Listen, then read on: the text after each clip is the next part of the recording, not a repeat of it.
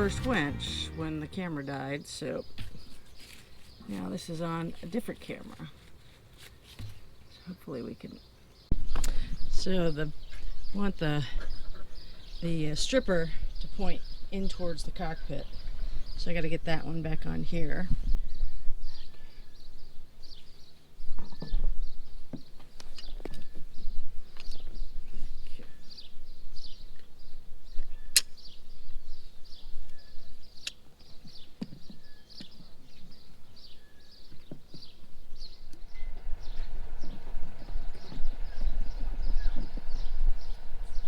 Here's Wendy finishing up one of the two big primary winches.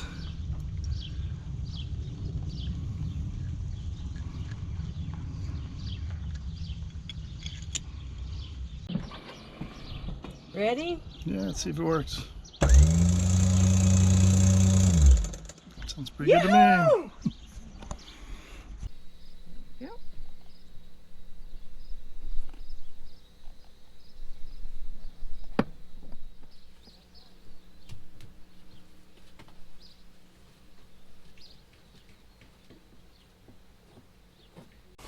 Wendy being a true winch wench.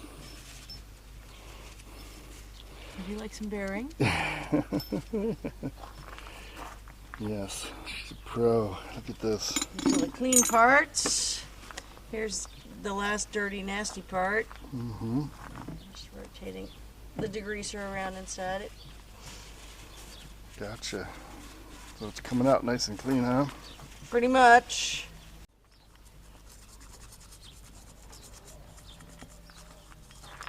Did you need a toothbrush?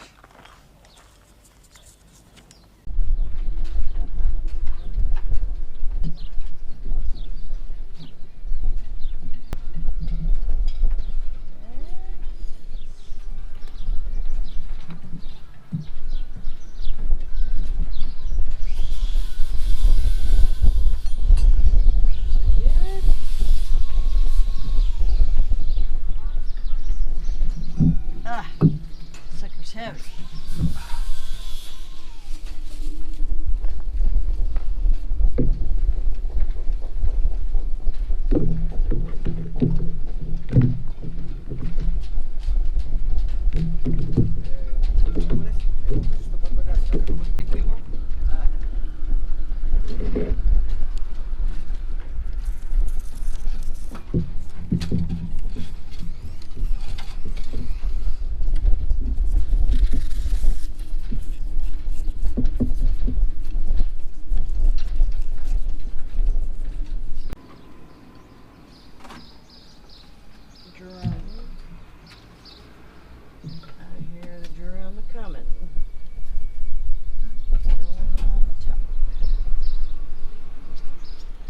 Well, I'm finally done with the winches.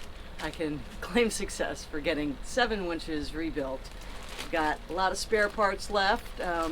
These kits from Lumar are great for the process, and the videos that they have online were really helpful. But I'm so excited to be done with this project. Yay!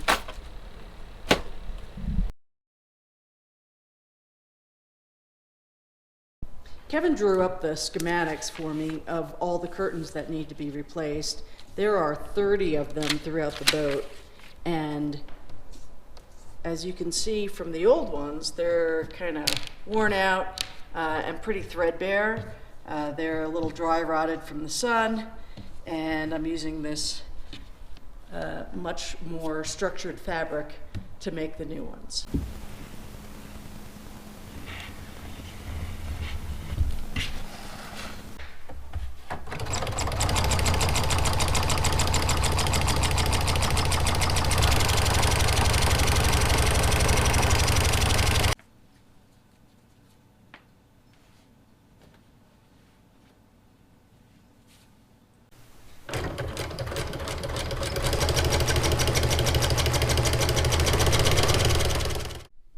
Well, it's finally the day to find out if the curtains work. Okay, so I'm in the aft cabin. I'm going to start with the little curtains on the side.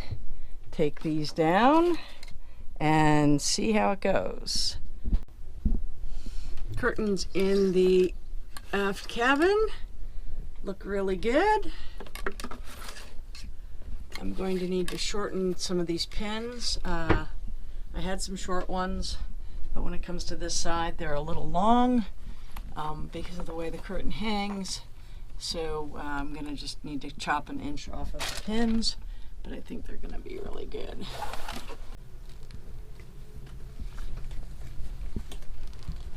I am so excited these tabs work.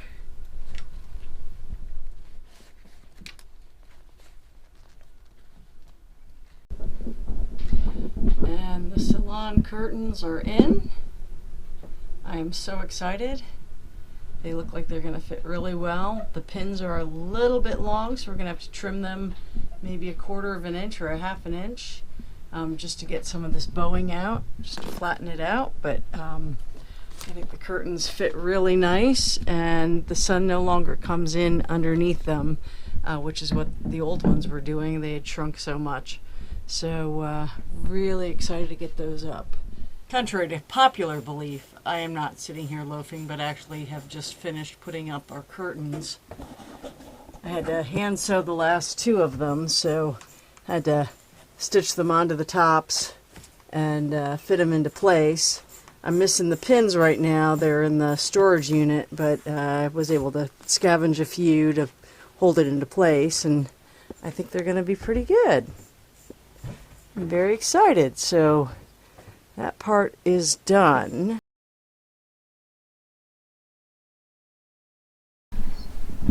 So I'm getting ready to start my canvas sunshade project here. We've only got a few weeks left before we head back to Greece, and we're here in the US still. Wendy and I are working on our various projects.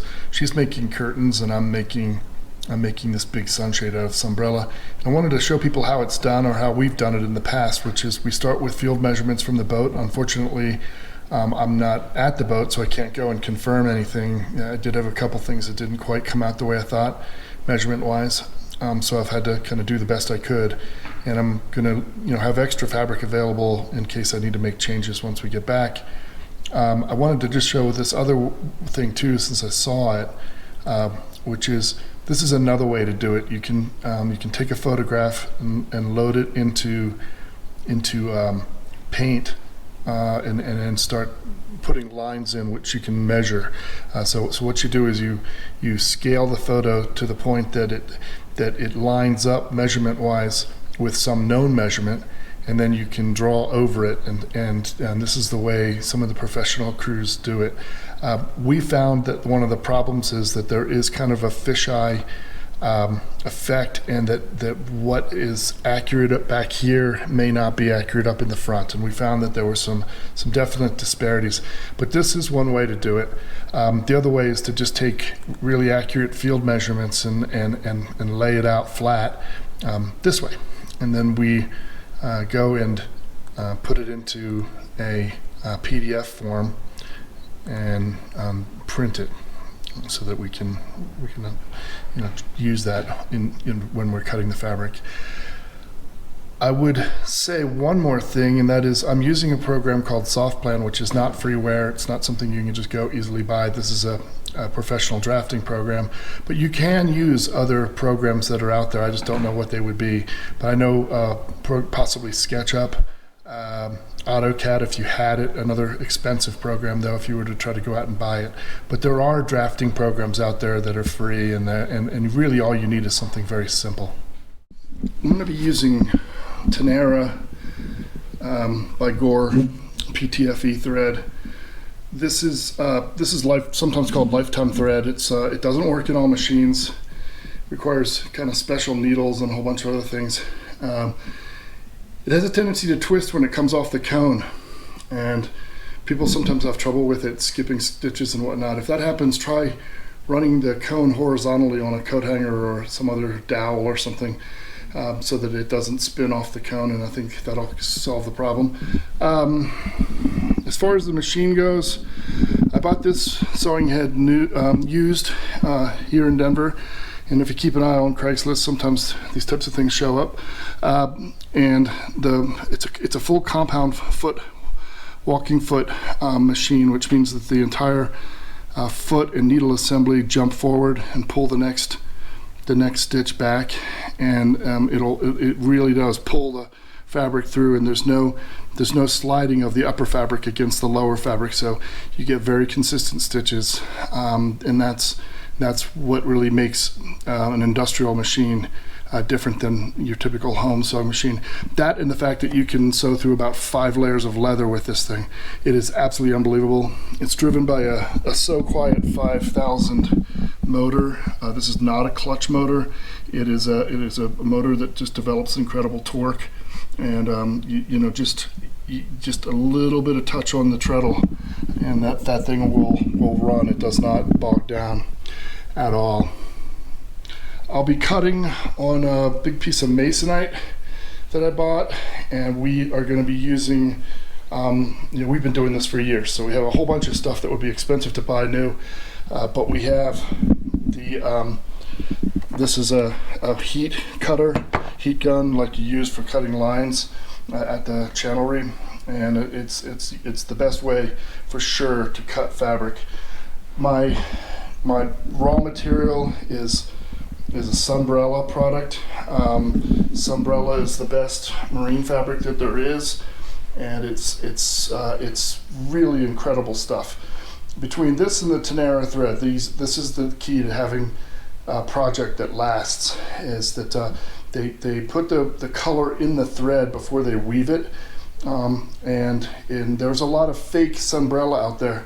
If you look on eBay, you'll see things that say Sunbrella-like fabric, and that is not Sunbrella. It is a copy made in China or someplace, and you won't get nearly the longevity out of it.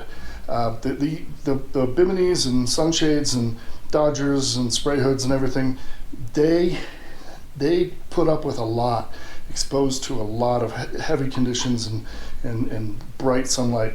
So you need the UV protection that comes in these products, and it's really worth the extra money. This roll of fabric is almost $500 worth of fabric, and it's 28 yards at $19 or $21 a yard or something like that. You could do the math and see if I remembered correctly. The Tenera thread, likewise, is very expensive. This was $135 just for this cone, and it's gone up $10 since we bought it, since we bought one a couple of years ago. You really do have to go with the cones though, because for large projects like this, you're just going to go through a ton of thread. Okay, well, I've done the big parts.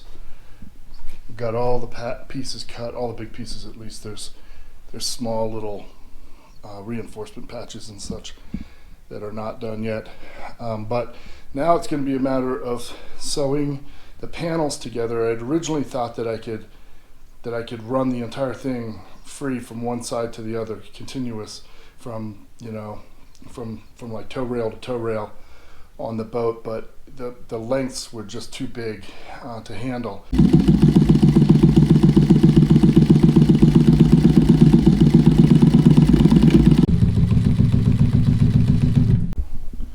So yeah, this part of the project is taking forever. These are the kind of side curtains that we want, because we're doing a transatlantic crossing next year, hopefully, and if so, we'd like to have a little bit more protection in the cockpit. So Wendy would kill me if she saw that I had laid this glass down on the masonite like this, but I'm trying not to slip it around at all. It does scratch if it rubs against other objects, but otherwise it's very resistant to, it's Strataglass, and it's very resistant to chemicals and cleaners and things like that, and it doesn't cloud or get yellow, so good stuff.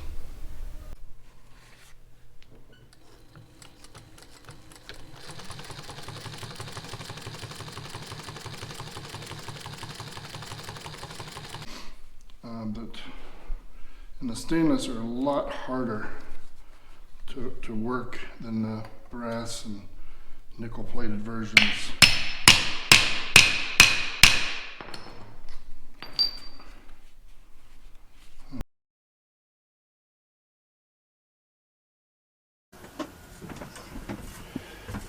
We call this committed. there's no turning back. Now, these guys are getting the big plates out.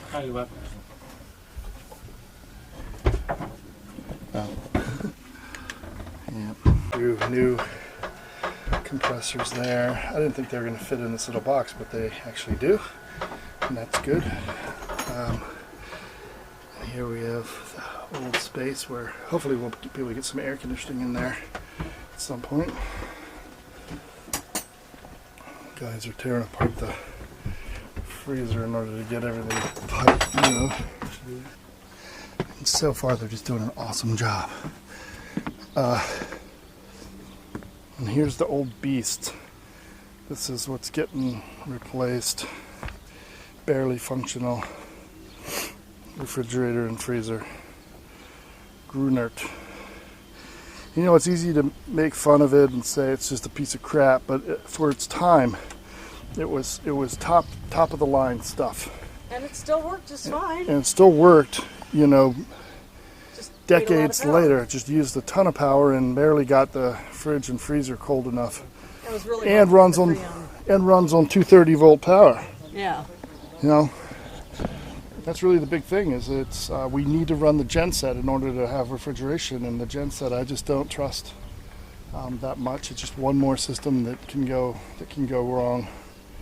And apparently, this new refrigeration system is very miserly when it comes to power consumption, so that it doesn't really drain your house battery bank down too badly. I mean, it's definitely provides a load. Here's the thickness of our hull, 3 centimeters thick, pure fiberglass. I think that's pretty typical of the boat all the way around. It's pretty stout. The boys are just about getting it there.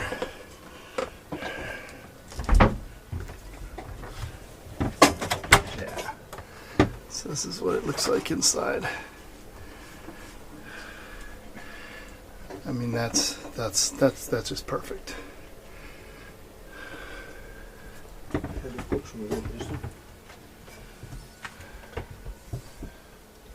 that one too. A lot of work to get this stuff run through here. Yeah, here's the beauty of it. You know, running these big wires for our refrigeration panel, moving it from the AC panel to the DC 24 volt panel, and then of course through all of this stuff. Eventually I'll zip tie it all together, and this is where it lands. I'm going to get rid of this old Grunert refrigeration sub panel. That'll be gone. That'll free up some space for us. Get rid of all that wiring if I can, and safely terminate it if I can't. That's where we are.